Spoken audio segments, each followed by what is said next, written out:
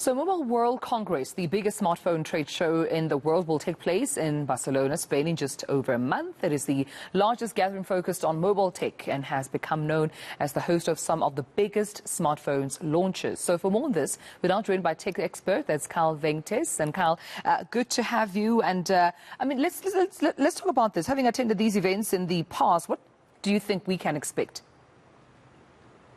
Well, look, as you mentioned, Mobile World Congress, or MWC, is the biggest gathering. It's normally held in the first quarter of each year.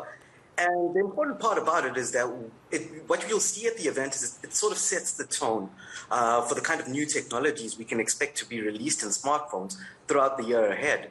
Of course, last year's event was substantially downsized due to the pandemic. But this year we see it picking up a lot of traction, we've already seen major partners jumping on board and indicating their involvement in the event. So it looks like it's shaping up to be a massive event.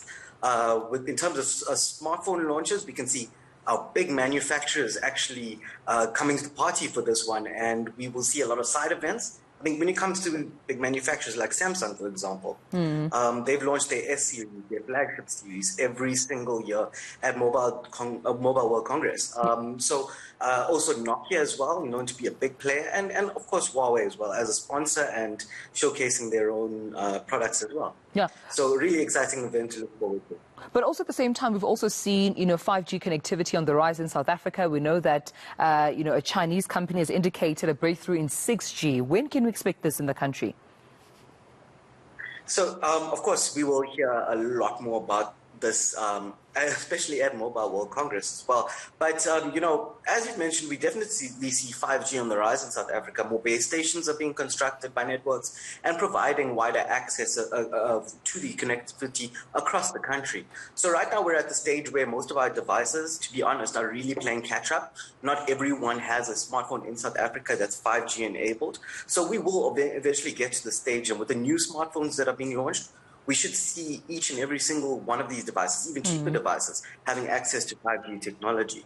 Shortly thereafter, once 6G becomes a little bit more mainstream, the first place we'll start seeing it is basically in things like routers before they start making their way into premium smartphones. So we've got a little bit of time, but in the months that lie ahead, we'll definitely be hearing more about it. Right. Just lastly, before I let you go then, I know that the price of Bitcoin has been fluctuating. So with that being said, what kind of future do you think we can expect here from the cryptocurrency, I suppose, this year?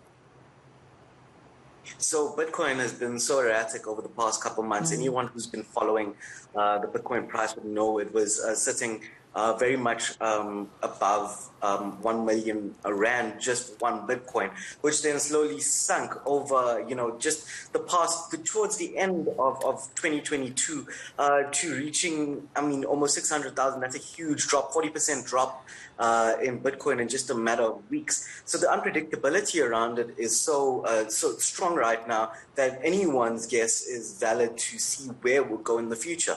But one thing that we definitely know that Bitcoin has seen a lot of crashes like this, and we can definitely see it rising from here. Right, we'll leave it there. Carl, thank you so much for your time this morning. Venktess, tech expert, making sure that we're up to date with all tech news. Thank you for your time this morning.